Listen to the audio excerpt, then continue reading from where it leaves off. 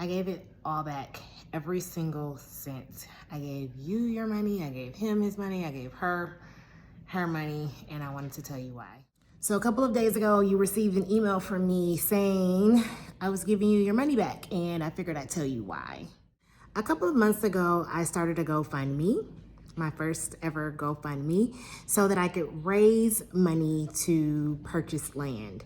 I had the idea that I wanted to purchase a few acres outside of Atlanta, Georgia, and create a garden oasis. I wanted to have some vegetable gardens, some herb gardens, some medicinal gardens, tea gardens, and I wanted to create this agritourism oasis where people would come, learn about the land, escape from the city, find different ways to ground and heal, right? This healing oasis.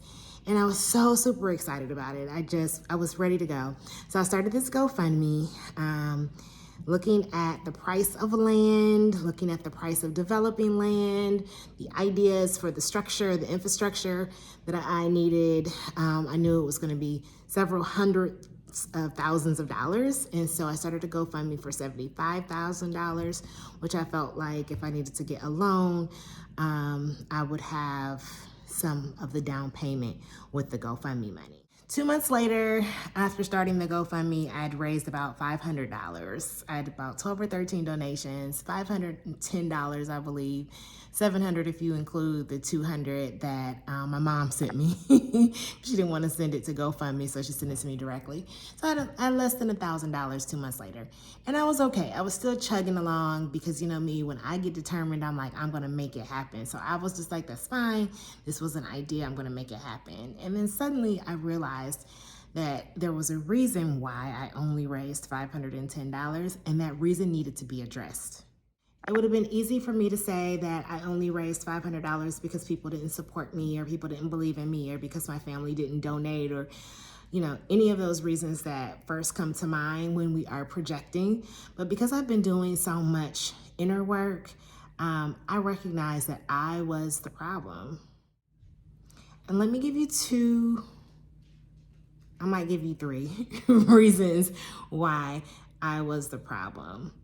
On a physical level, just on an earth, fleshly level, I really have a lot of work to do before I can be the leader of a farm agriculture type environment.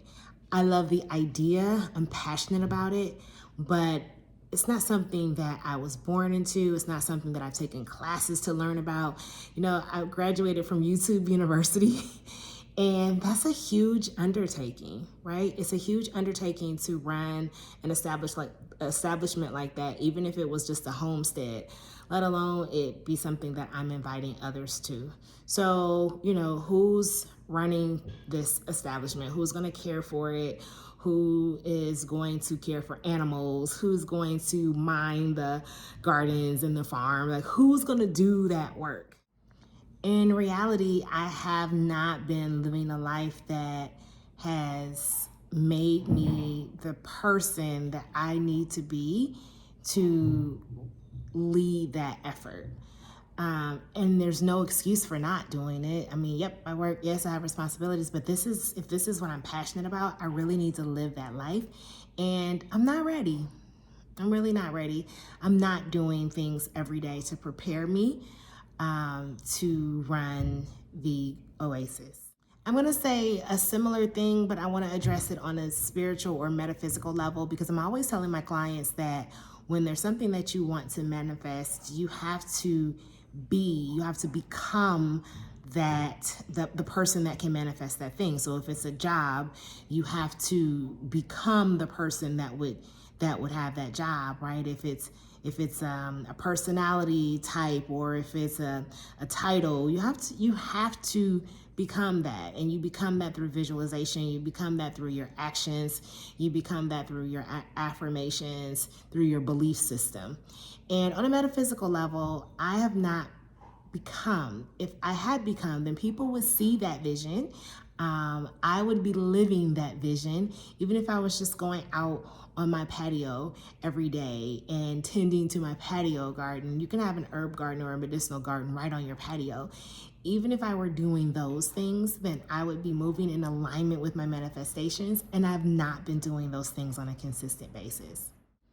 I've not aligned my life for this vision. I mean, honestly, I was just telling a girlfriend of mine, like, I'm not sure where my partner's going to be when I go live on this farmhouse, because that is not what he wants. And we haven't really talked about it, but I know that's not what he wants. So I guess I was just going to go and do what I wanted to do, because that's what I do. I go do what I want to do.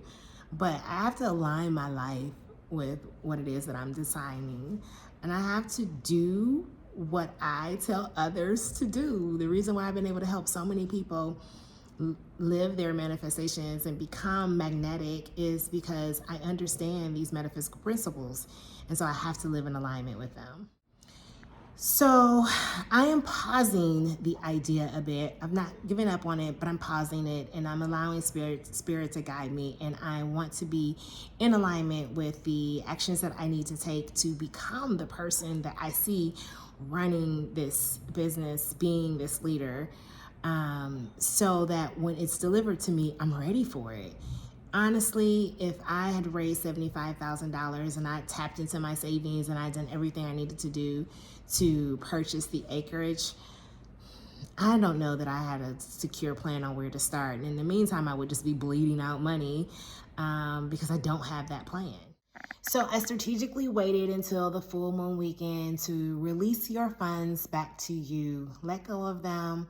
I have some work I need to do, and there's no reason I should hold the $500 because one, it's nowhere near where I need to be to actually move forward, and two, it's only fair to you. If I'm not in the position to use them right away, then I should return the funds to their rightful owner so that I can use this time, this energy, and this space to prepare myself to manifest abundantly.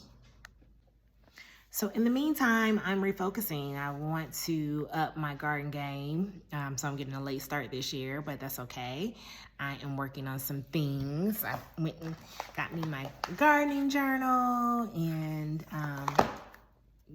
got a plot started for this year. Better late than never. And I just want to be the best possible steward of this dream that I have.